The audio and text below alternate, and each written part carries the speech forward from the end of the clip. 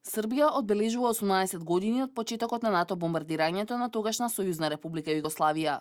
Нападите што почнаа на 24 мај трае 11 недели и според проценките на различни извори, во нив загинаа меѓу 1200 и 2500 луѓе. Беа тешко оштетени инфраструктурата во земјата, особено тежок напад доживеа националната телевизија. Беа разурнати училишта, болници и споменици на културата. Воените сили на тогашна СРЈ, иако сериозно помалубројни, успеаа да соборат еден од невидливите авиони F-117 што учествуваа во бомбардирањето. Ова беше одбележено со вчерашната свеченост во војниот музеј на Калемегдан со поставување на делови од ракетниот систем С-125 со кој беше погоден. Тој авион е од 4-та или 5-та генерација, а нашиот систем беше од 3-та генерација и одлично функционира и против такви цели. F-117 не е посебен авион.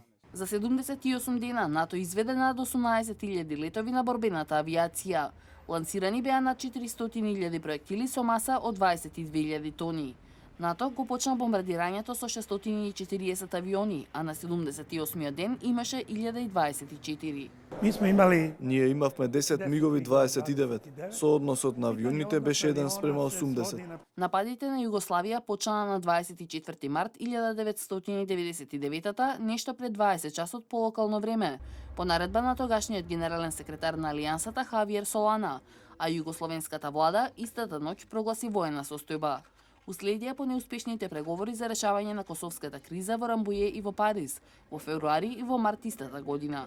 Различни се податоците за предизвиканата материјална штета. Тогашните власти во Белград ја проценија на околу 100 милиарди долари и побараа одштета од членките на НАТО, но група економисти од Г17 ја процени на речиси 30 милиарди долари.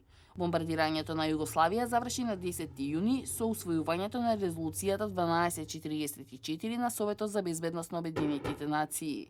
Ден предходно, представници на војската на Југославија и на НАТО во Куманово ја подпишаа војно-техничката спогодба за повлекување на југословенските сили од Косово, каде што влегоа меѓународните воени трупи.